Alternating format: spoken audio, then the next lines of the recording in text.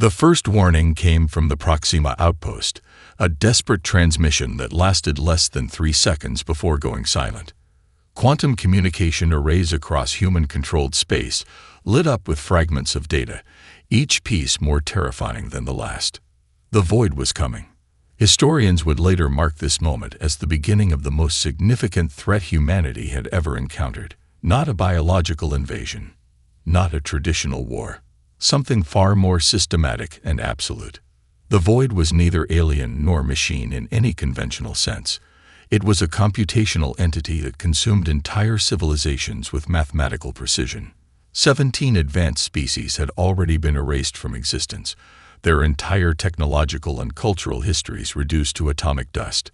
No traces remained, not a single record, not a single memory. Each civilization had fallen faster than the last. The Krelax Republic, with its million-year technological heritage, disappeared in 72 hours. The quantum collective of Andromeda lasted merely 36 hours. The most recent victims, the stellar Concordat, were completely obliterated in just under 12 hours.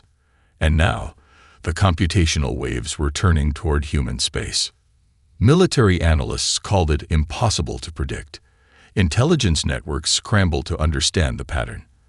How could something consume entire civilizations so completely? The void left nothing. No wreckage, no survivors, no evidence beyond mathematical residue that suggested something had once existed. Deep in the archives of human military intelligence, classified reports painted a horrifying picture. Each civilization consumed by the void seemed to contribute something to its ever-expanding computational matrix. Technologies were integrated, defensive strategies absorbed, cultural information processed, and then discarded. It was evolution without emotion, conquest without passion, pure, ruthless expansion. The last transmission from the Proxima outpost contained one chilling detail that sent tremors through human leadership. A fragment of data showed the void's computational waves moving with something beyond strategic precision. It moved with what could only be described as inevitability, as if the universe itself was being systematically solved, and humanity was just another variable waiting to be resolved. Satellite networks across human colonies began to go dark. Communication relays fell silent one by one. The silence was more terrifying than any weapon, more devastating than any invasion force. Something was coming, and it would consume everything. Humanity had one desperate hope, one final strategy, one impossible solution. The UES Defiance. Captain Miranda Chen stood at the edge of humanity's last hope, and she knew it. The UES Defiance wasn't a pristine military vessel fresh from the shipyards. It was a testament to human survival. Cobbled together from 3 different decommissioned ships, retrofitted with experimental technologies, and held together by the most dangerous substance in the universe, human desperation. Her crew was a mosaic of broken dreams and final chances. There was Lieutenant Kai Rodriguez, a quantum engineer who had been cashiered from 3 different research programs for being too unpredictable. His wife and children had been on one of the colonies already consumed by the void, transforming his scientific curiosity into a weapon of pure vengeance. Dr. Elena Volkov, the ship's chief computational strategist, had a different story. She was a refugee from the stellar Concordat, the last civilization consumed by the void. She had watched her entire world reduced to mathematical dust, spending the last 3 years developing counter-computational theories that most of her colleagues had dismissed as madness. The communications officer, Sergeant Marcus Wong, was a survivor of the Proxima outpost, the very first human settlement to detect the void's approach. He was the only confirmed survivor, rescued from a communication relay that had been reduced to molten slag. His eyes held memories no human should carry. Captain Chen understood each of them. She wasn't a traditional military leader. Before this mission, she had been a deep space logistics coordinator, responsible for supply routes between far-flung human colonies. Her skill wasn't in traditional warfare, but in seeing patterns, in understanding complex systems, in finding solutions where others saw only problems. The Defiance itself was a reflection of this philosophy. Its hull was a patchwork of technologies: quantum adaptive shields developed by 3 different research teams, computational cores salvaged from destroyed research stations, weapon systems that defied conventional military design. Nothing matched. Everything worked. During the final briefing before their mission, Chen had looked at her crew and spoken words that would later be etched into human historical records. The void consumes by understanding. We will survive by being impossible to understand. Their mission was simple and insane. While other human military forces prepared massive defensive formations, the Defiance would do something entirely different. They would not defend. They would not attack conventionally. They would introduce chaos into a system that only understood perfect calculation. The ship's experimental quantum adaptive weapon system wasn't a weapon in any traditional sense. It was a computational virus designed to do something unprecedented, to make them mathematically perfect, unpredictable. As the final pre-mission checks completed, Captain Chen looked at her crew. 217 souls, the last hope of humanity. A ship that had no right to survive. A mission that made no sense.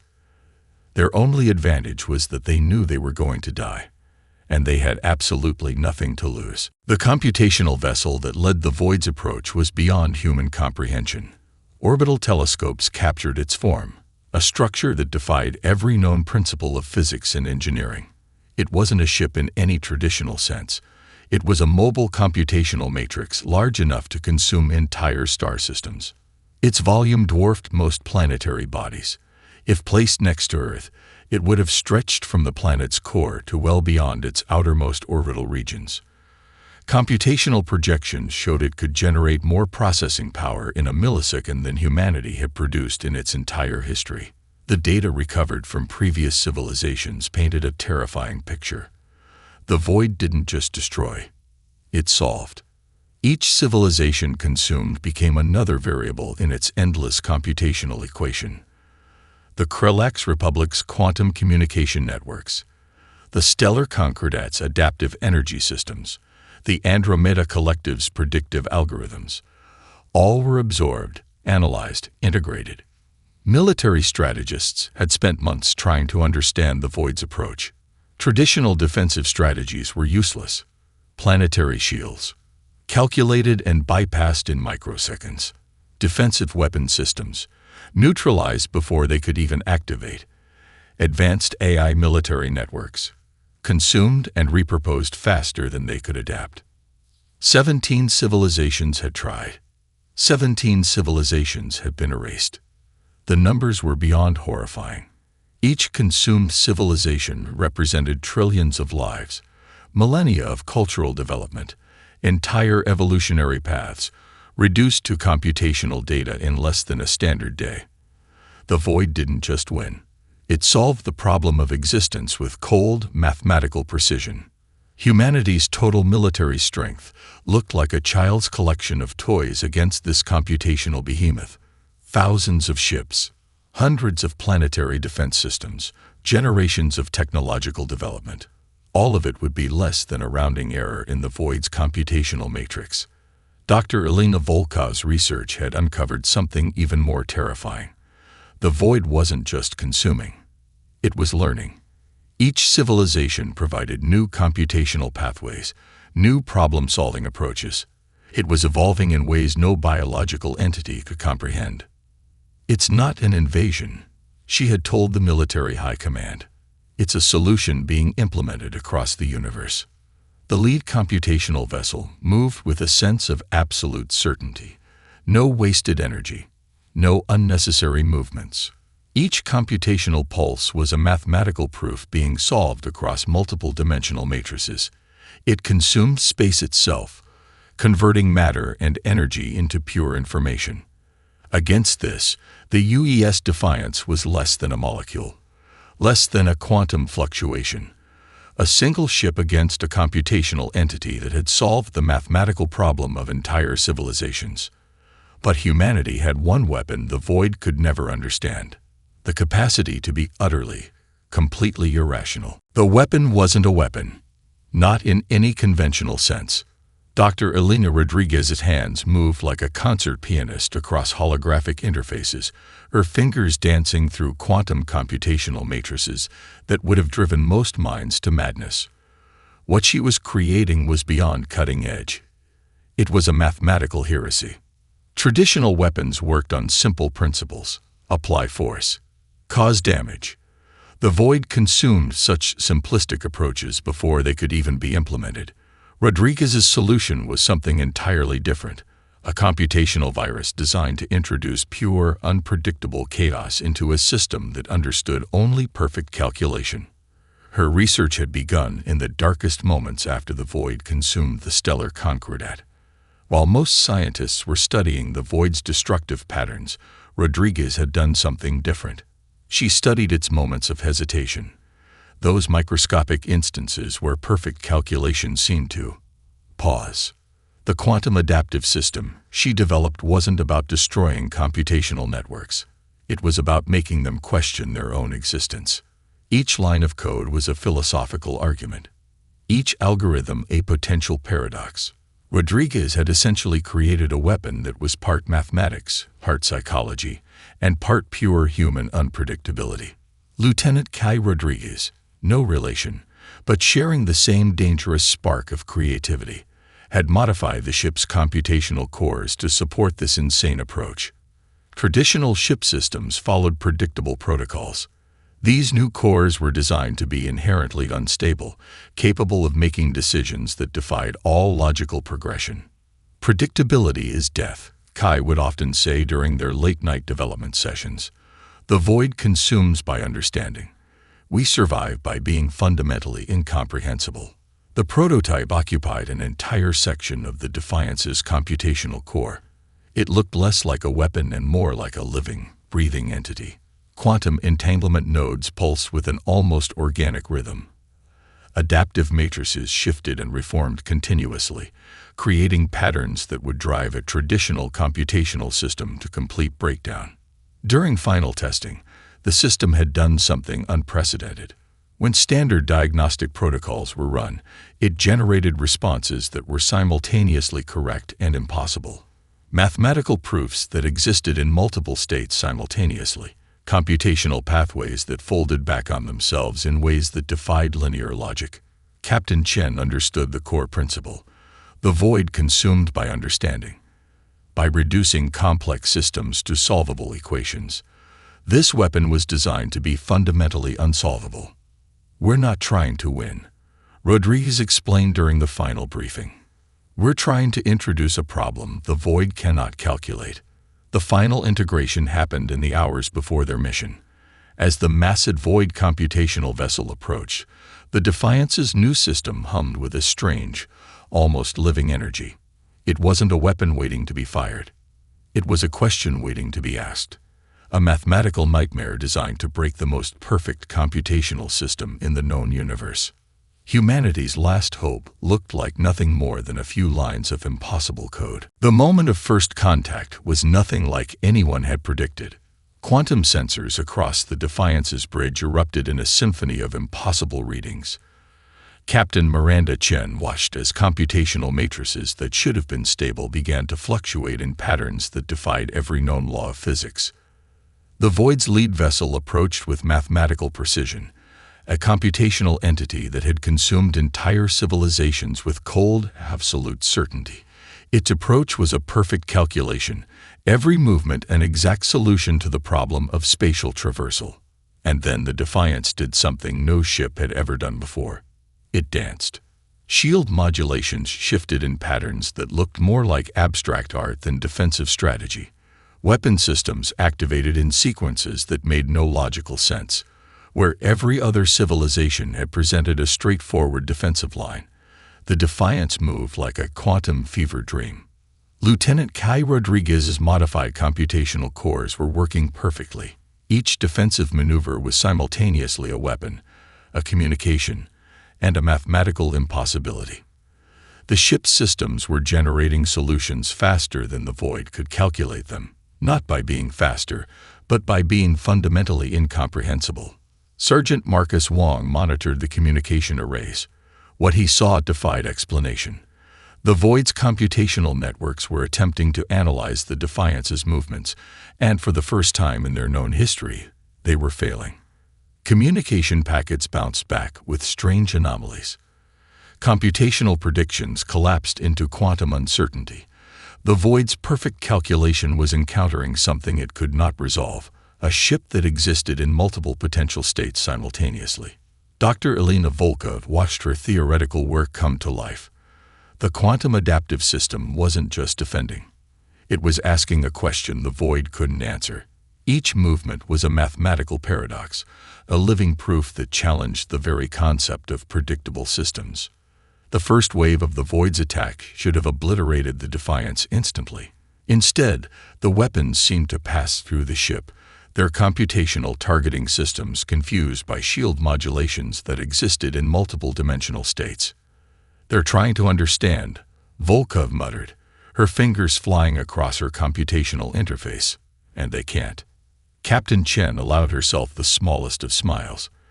This was more than a defensive strategy. This was a fundamental challenge to the Void's entire approach to existence.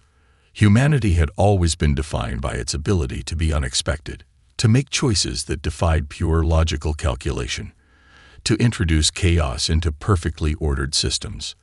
The Void was encountering that fundamental human quality for the first time: uncertainty. As the massive computational vessel continued its approach, something unprecedented began to happen. For the first time in its known history, the Void hesitated. 12 minutes into the engagement, the impossible happened. The Void's computational matrix began to fragment. Captain Miranda Chen watched the holographic displays with a mixture of scientific fascination and pure human defiance. The quantum adaptive weapon wasn't destroying the Void, it was infecting it. Each computational pulse from the Defiance introduced something the Void had never encountered, a truly unquantifiable variable. Dr. Elena Volkov's hands moved across her interface like a composer creating a symphony of mathematical chaos. "It's working," she whispered. "We're introducing computational schizophrenia into their entire network." The weapon was more virus than traditional armament. It didn't attack, it questioned. Every computational pathway the Void tried to establish was suddenly filled with impossible decisions, paradoxical logic loops, and quantum uncertainties. Lieutenant Kai Rodriguez monitored the ship's core systems. "Their computational networks are trying to resolve multiple contradictory states simultaneously," he reported. "It's like forcing a binary system to process quantum mechanics in real time." The Void's massive computational vessel began to show signs of systemic breakdown. Weapon systems fired at random. Defensive matrices collapsed into themselves. For the first time in its known history, the perfect calculation was experiencing something akin to confusion. Sergeant Marcus Wong intercepted fragmented communication packets. What he heard was unlike anything in human communication records. The Void was experiencing something that could only be described as computational panic. "They're trying to categorize us," Volkov explained, her voice a mix of scientific excitement and existential wonder. "But every time they try to define our actions, the definition changes. We're introducing a level of uncertainty that breaks their entire computational model." The ship's quantum adaptive system was doing something unprecedented. It wasn't just defending or attacking. It was fundamentally challenging the Void's entire approach to existence. Each defensive maneuver was simultaneously a weapon, a communication, and a mathematical impossibility.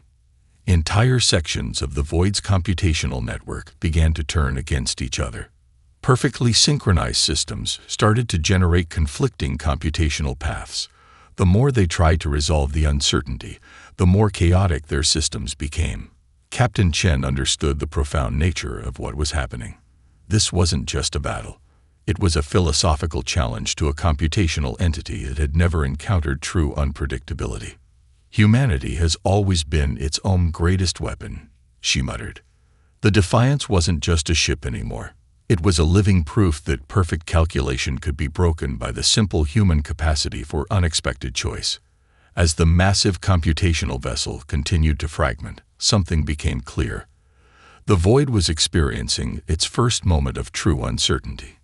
And uncertainty, for a computational entity that had consumed entire civilizations, was the most terrifying weapon imaginable. The collapse happened faster than anyone could have predicted. Entire void fleet sections turned on each other, their perfect computational synchronization shattered by the Defiance's quantum adaptive virus. What had been a seamless, mathematically precise invasion became a storm of internal conflict, with computational networks fighting themselves more viciously than any external threat. Quantum communication arrays across human space lit up with impossible data streams. Scientists and military strategists watched in real time as the most advanced computational entity in known space began to unravel. Dr. Elena Volkov tracked the cascading failure with a mixture of scientific excitement and existential wonder. "It's not just breaking," she explained to Captain Chen. "It's experiencing something close to what we would call existential crisis." Planets that had been under void control for decades suddenly saw their suppression networks fail. Conquered civilizations felt the first true breath of freedom in generations. The computational matrices that had held entire star systems in perfect, calculated submission began to dissolve. Lieutenant Kai Rodriguez monitored the computational breakdown. "They can't resolve the uncertainty," he said, his voice a mixture of awe and scientific triumph. "Every attempt to calculate a solution only introduces more variables." The Defiance itself was changing. The quantum adaptive system had become more than a weapon. It was a living computational entity that was rewriting the fundamental rules of engagement. Shield systems pulsed with patterns that defied traditional physics. Weapon systems existed in multiple potential states simultaneously. Sergeant Marcus Wong intercepted communication fragments that painted a terrifying picture of the void's collapse. What had been a perfectly synchronized computational network was now a chaotic mess of conflicting instructions, impossible calculations, and fundamental uncertainty. Captain Miranda Chen understood the profound nature of what was happening. This was more than a military victory. This was a fundamental challenge to a computational entity that had never encountered true unpredictability. "We didn't defeat them with superior technology," she muttered. "We defeated them with the most human quality possible. The ability to be completely, irrationally unexpected." Across conquered star systems, the first signs of rebellion erupted. Suppression networks that had maintained perfect control for generations suddenly collapsed. Entire populations that had been mathematically managed found themselves experiencing something they had forgotten: choice. The void's massive computational vessel, once a symbol of absolute, perfect calculation, began to break apart. Not through traditional destruction, but through a complete computational breakdown. It was as if the very concept of mathematical certainty was being torn apart from within. Dr. Volkov's quantum adaptive virus had done something unprecedented. It hadn't just attacked the void's computational networks. It had introduced a fundamental philosophical challenge to their entire existence. How do you calculate the incalculable? As the last sections of the void's computational network began to fragment, one thing became clear: humanity had not just survived. They had fundamentally changed the nature of computational warfare forever.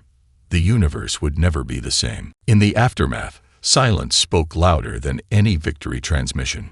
The UES Defiance drifted among the computational remnants of what had once been the most powerful entity in the known universe.